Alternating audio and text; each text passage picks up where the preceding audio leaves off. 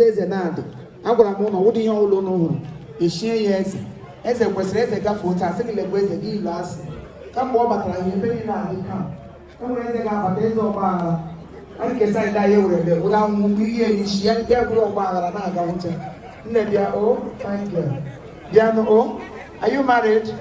I am single too.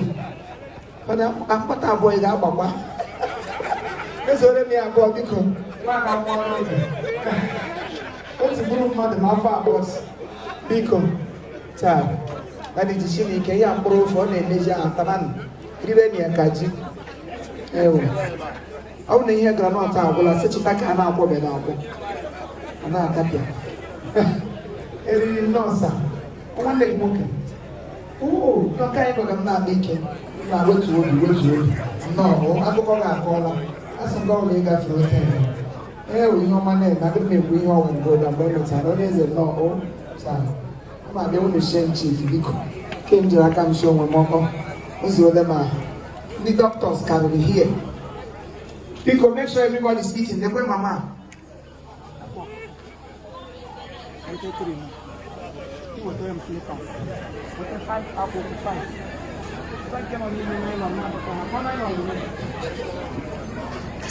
my name hi welcome you're welcome I'm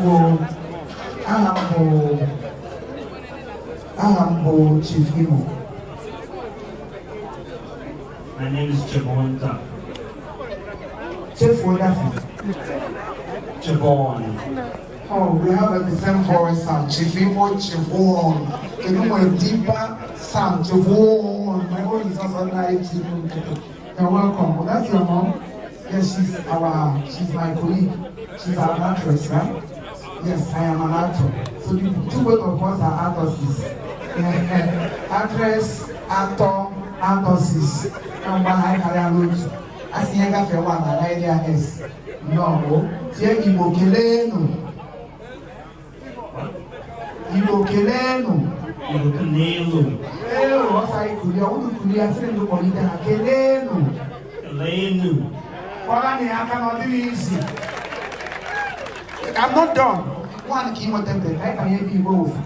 Tell you what, Mama no. Imo Mama no. Wow, and I go back there, back, Igbo no gadio. Igbo na ganyo. I want to Israel. I see by ganyo. Anything I ganyo. Whatever we know. Take Igbo uno gadio. Igbo no gano. I can know what Igbo can know what I can know the Angata. Water. Ebo. Igbo ekelemo. Igbo ene okelenu. Izandemo. Hasi Igbo kelienu. Una wane keli kambo. I have arised the Kambokoti. Yes. Igbo ihama mere n'ụlọ mere nwanne ụlọ checha masa nwanne gịnị. Igbo ihama mere n'ụlọ mere nwanne ụlọ. Ebe onye n'ọkụ.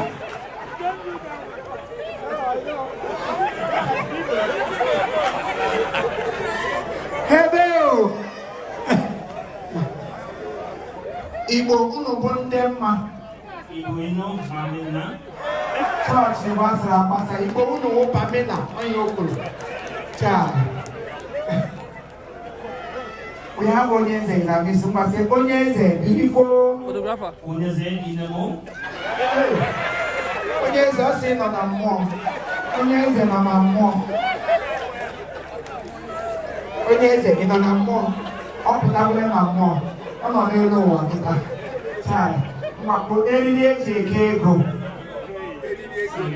Eliego. My God, Eliego. Wow, when you mind on your own. These are our in-laws. We accept them with our pleasure. Our heart and mind is. In fact, we are happy to have you people like this. You're welcome. We have other girls. Are you married? No, don't worry. Wait. Cha. Okay, it's a moment. Hey, listen to me, like, what do you get in my hand? Ini sama. Ya. Dia berata jadi.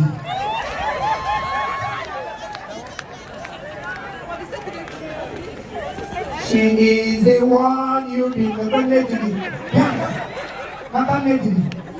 daughter-in-law. Kneel down. Sit down. Sit down. Sit down. By force. Your wife. Say munyem. Say munyem. Munyem. Munyem.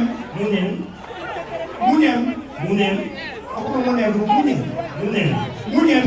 Munyem. Wabia. Wabia. Sige bia ma. Munyem yang kwagawa. Arise. Elizanemo. Amen. Chiefimo. Chiefimo. Alright, you can now kiss your bride. This is nice. You can now kiss your bride. Kiss your husband. Abali gide kwa mlango na afisa. Ndio kuna. Sasa ni munne square. Sasa neti ndewo. Akana abali wona. Neti ndewo. Neti or neti. One. She's pregnant for you already. The hug already. Come. You don't check the amount of them because then you try.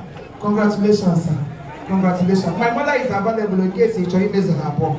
My mother is very young. My father died long time ago. She's a single widow. Since I'm up to 40 and my father died before my death. So for 40 years, virgin. You like her? You like her. My mother is a good woman.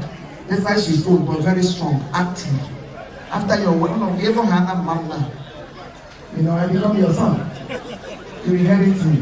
My mother is on law. Welcome, ma. Yes, welcome, ma. Happy to see you. Same here.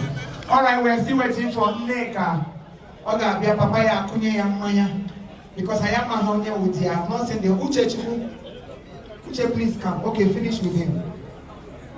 Uche, no. How are you? Are you married? Oh, shift.